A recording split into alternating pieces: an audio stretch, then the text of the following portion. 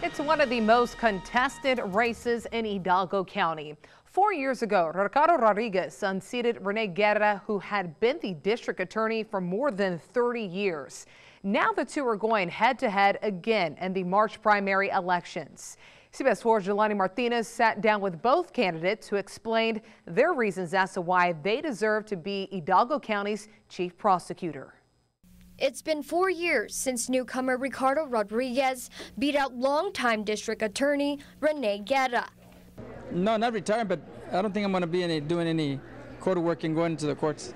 But retirement was not an option for Guerra, that he is running again, hoping to take back the office he served more than 30 years. He wasn't satisfied with the results, so I knew that he was going to run again.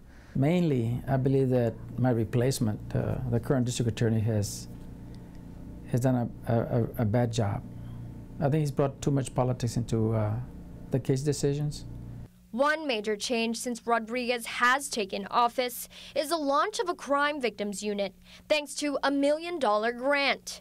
An initiative he says has provided a multitude of services to 12,000 victims, anywhere from assistance with the legal process to crisis intervention. When you talk about cases against children who have been abused, sexually abused, and adults, we've done a good job of prosecuting these cases efficiently and effectively, and how we've created a special crimes division that totally just concentrates on these type of cases.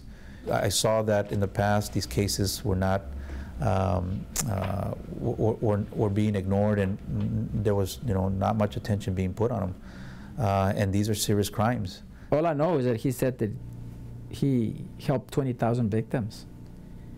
I think he would be here at the courthouse almost every day, looking at some sort of victim injury, and I said it's impossible. It's impossible that you assisted 20,000 crime victims when the facts only show about 2,000 over 3 years, which is about 700 a year. Guerra adds that he also provided the same services to crime victims with the help of his secretaries. So, to me, it's just wasted dollars. Probably the biggest difference between the two dates back to 4 years ago, when Rodriguez made a commitment to finding justice for McAllen beauty queen and school teacher Irene Garza. We, the jury, find the defendant, John Bernard Fite, guilty of the offense of murder with malice aforethought as charged in the indictment. The echo of John Fite's verdict still lingers in the 92nd District Courtroom.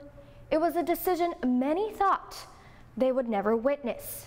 But on December 7th, 2017, a unanimous decision by the jury sent 85-year-old Fite to spend the rest of his years behind bars.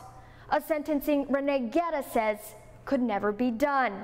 I made the unfortunate statement that kids would go to court when pigs fly. Okay, it was reflecting on the quality of the case that I had received, which there was no way that I could piece it together. Now, Fite was found guilty. How would you explain your failure to prosecute? But I didn't. We did what we had to do, and that was present the case to a grand jury under different standards and different ethical standards.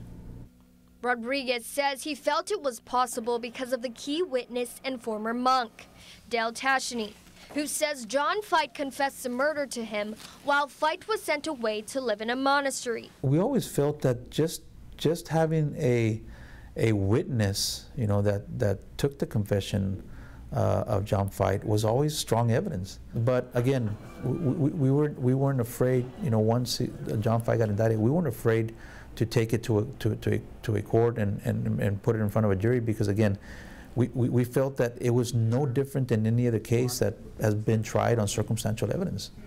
The Fite trial has been brought to light, but what's still in the dark is a lawsuit against Rodriguez that Guerra believes stems from political reasons. He's fired people without evaluation, just because the law says, in some instances, that you're at will in Texas. You're employed at will. Now, he fired several employees, which is okay. He had the authority to do so, but I think he fired them because they supported me in my campaign. Again, I'm not going to answer that because that's still in litigation, so it's still pending. But you know, the only thing that I can tell you is that they've said that it was for political reasons, which I've denied and since day one. But after 4 years, Rodriguez and Guerra are at it head-to-head once again. With Election Day set for March 6th, both eagerly await the results, as they did 4 years ago. In Hidalgo County, with complete Valley coverage, Jolani Martinez, CBS 4 Valley Tonight.